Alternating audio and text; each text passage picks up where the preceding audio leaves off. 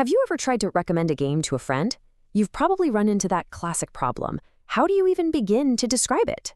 I mean, with millions and millions of games out there, we've got to have some kind of system, right?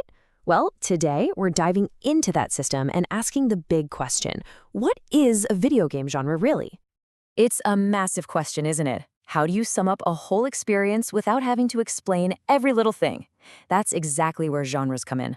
Think of them as the essential labels, the shorthand that helps everyone, developers, sellers, and especially us, the players, make sense of the wonderful chaos that is the world of gaming. All right, so here's our game plan for today. First, we're going to unpack what genre actually means for video games, because it's not what you think. Then we'll tour through the big categories: action, strategy, simulation, and puzzle/adventure games. And finally, we'll talk about why these labels are so much more than just boxes. They're actually the building blocks for creating brand new worlds. Okay, let's kick things off with the most critical idea of this whole explainer. If you think you know what a genre is from watching movies or reading books, well, get ready for a little surprise. When it comes to games, the rulebook is totally different. This right here, this is the single most important thing to get. For books and movies, genre is all about the content. A Western is a Western because it's got cowboys and saloons. But for video games, it's all about the gameplay, the challenge. A shooter game is a shooter whether it's set in deep space or the Wild West, because the core thing you're doing, aiming and shooting, is exactly the same. It's not about where you are, it's about what you do. And this is the formal definition that just nails it. A game's genre is all about the specific kind of challenge it throws at you, the player. It's such a simple concept, but it completely changes how we talk about and, really understand games. But of course, it's not always that cut and dry anymore, is it? Back in the day, games usually stuck to one core challenge. But modern developers, they're always mixing and matching, creating these amazing hybrids. Just think about a game like Destiny. At its heart, it's a shooter, for sure. But it's also layered with all the character progression and deep story of a role-playing game. So these classic genres are the foundation, but the most exciting stuff today is being built right on top. So let's jump into our first major category and see how this all works in practice. Action games. These are all about the physical stuff. They're going to test your reflexes, your timing, and your ability to make split-second decisions. And inside this category, you've got some absolute titans. Shooters, where the whole game is defined by the challenge of aiming and hitting targets from far away. Platformers test your skill at getting around crazy environments, usually with some kind of superhuman jumping.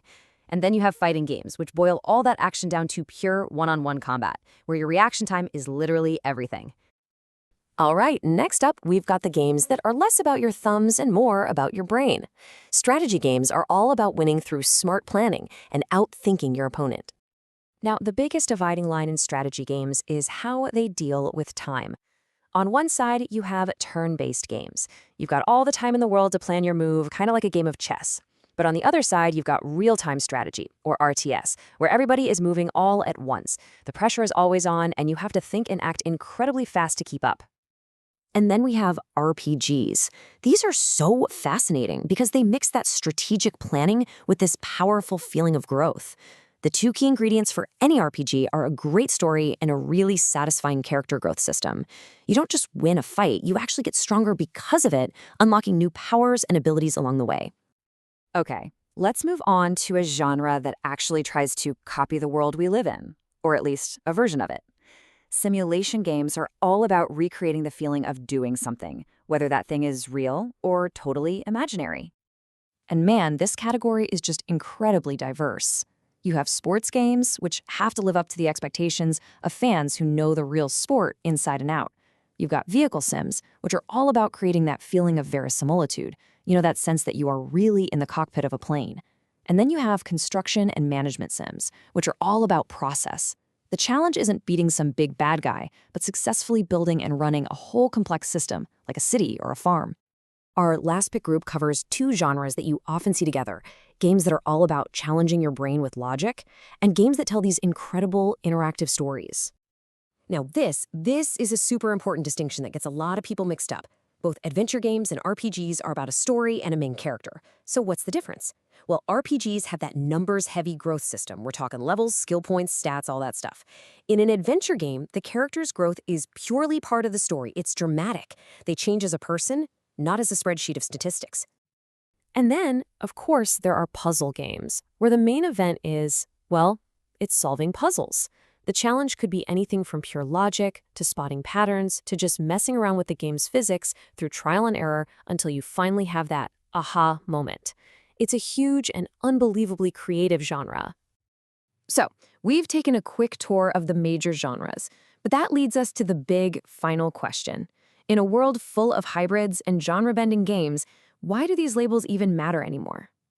I absolutely love this quote because it just gets right to the heart of the matter.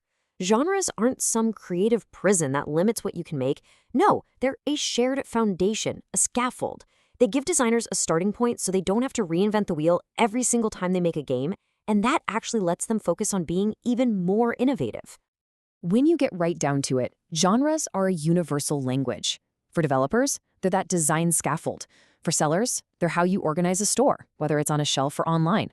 And for us, the players, they are absolutely crucial. They set our expectations and help us find the exact type of challenge we're looking for, guiding us to what might just become our next favorite game.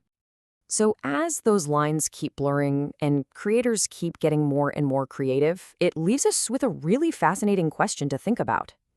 We've seen these classic genres get mixed up in incredible new ways for decades now.